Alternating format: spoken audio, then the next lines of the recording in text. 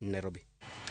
Koromga juang koro gikone to jambetre mar piny Amerika Meg Whitmen na gwetao hiyo ma apoya kendo chalo barupe mar gwetao ne apisa mantiere apisa jatend piny Amerika Joe Biden e umoke manooro ne utefwambo. Whitmen olero ni bedo mare Kenya osetego siep e kind Kenya gi piny mar Amerika. Kolero ni thuolo mare nitie lokruok manochwalo manimba kaka jambetre.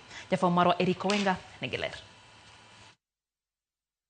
Mikai Meg koro ogobade piny kaka jambetre ma piny Amerika ma pachoka bang' gwele e lemono higni 2 mokalo ko jatend piny Amerika Joe Biden.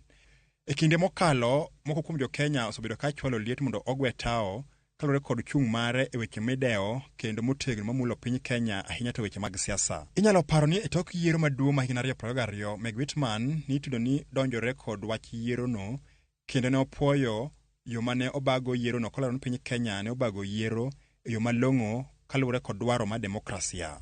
Gino mane omiyo jatend ODM kinde no migosi Raila Odinga omako kode amen motegno. What many analysts and commentators say was the freest, fairest, and most credible election in Kenyan history. The elections were observed by international and local election organizations, and the results were upheld by the Kenyan Supreme Court, and power was transferred orderly and peacefully at the time.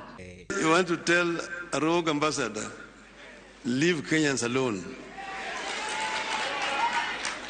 If Mandamano can lead to a dialogue between Ichungwa and Kalonzo, everything is good with Mandamano. Gwetao mar Meg Whitmen no obiro mana seche ma piny Amerika ikrene rwako sirikal manyien e bwo Donald Trump chak dwe mar achiel higa manyien. Podi okong'e chung' mar sirikal Trump e wi chenro mamulo Kenya. Jambetre machon no ne onyiso geno ni osiep e kind Kenya gi Amerika ma sani onyono higni 60 podi biro medo tedre e kidienje mopogore opogore. Meg Whitmen e oboke mare mar gwetao no oriedo mokuom olemo mabedo jambetre mare osekelo.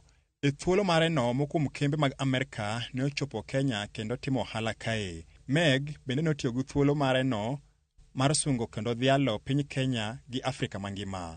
Meg nyaka ne chope thuruka osebedo ka ngirore e weche ma ideo kendo osebedo jambetre machiegni ahinya kod jatend piny Kenya William Ruto. Kata kamano jo Kenya ne okawo gwetao mare no gi paro mopogore opogore.